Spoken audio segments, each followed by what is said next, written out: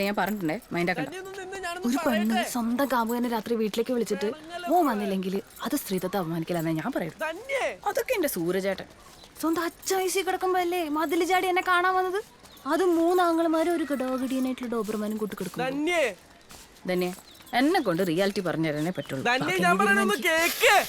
തന്നെക്ക് എന്നോടൊന്നും സംസാരിക്കാനില്ലാന്ന്.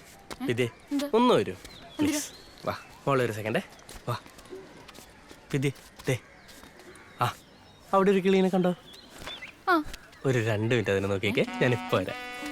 മോളെ മോളെ മോളെ മോളെ ധന്യ നീ എൻ്റെ അവസ്ഥ ഒന്ന് മനസ്സിലാക്കുക ധന്യ പ്ലീസ്. എന്റെ അവസ്ഥയാ ഞാൻ മനസ്സിലാക്കണ്ടേ? മേപ്പാടിയിലെ വല്യമ്മ മരിച്ചു, മുങ്ങി മരിച്ച് മോർച്ചറിയിൽ കാവലിക്കാൻ കുടുംബത്തിൽ ധൈര്യമുള്ള ആരോടെങ്കിലും വരാൻ പറഞ്ഞു.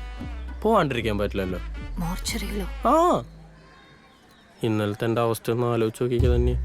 നിന്നെ കാണാൻ വരാത്തതിൻ്റെ വിഷമം പോലും പറയാൻ എനിക്ക് ആരും ഉണ്ടായില്ല. ചുറ്റു ശാവല്ലേ തന്നെ മനസ്സിലാവാത്തോണ്ട്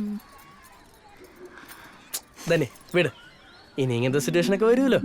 അപ്പൊ ഞാൻ ചത്തിട്ടില്ലെങ്കിൽ എന്റെ തന്നെയെ കാണാൻ ഞാൻ എന്തായാലും വരും. ഞാൻ പ്രാർത്ഥിക്കുന്നുണ്ട്, ആത്മാർത്ഥമായിട്ട് ഞാൻ പ്രാർത്ഥിക്കുന്നു. ഈശ്വര ഭഗവാനെ തന്നെ എന്ന് രാത്രി ഒറ്റയ്ക്ക് ആക്കണമേ ദൈവമേ. എന്നാലേ ആ പ്രാർത്ഥന ദൈവം കേട്ടു.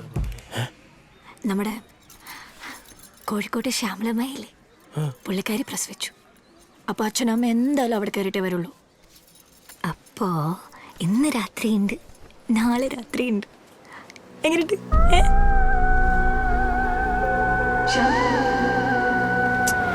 കൊട്ടിയാണോ വേണോ?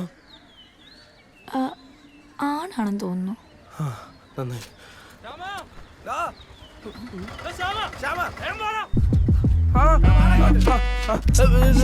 രാത്രി ശ്യാമേ വിദ്യ രാത്രി